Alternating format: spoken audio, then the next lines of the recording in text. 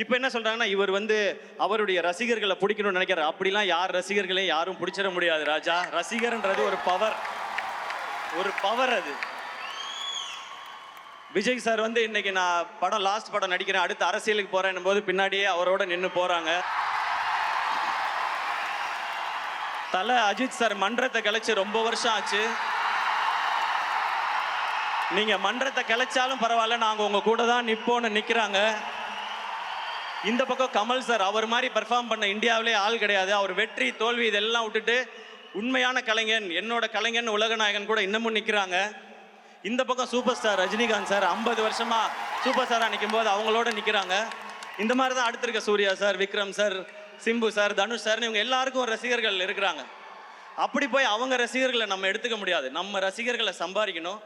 என்னோட ஸ்ட்ரென்த்துக்கு நான் ஏதோ ஒரு 13 வருஷம் போராடி விழுந்து எந்திரிச்சு கஷ்டப்பட்டு நான் கொஞ்சம் பேரை சம்பாரிச்சிருக்கேன் இங்கே.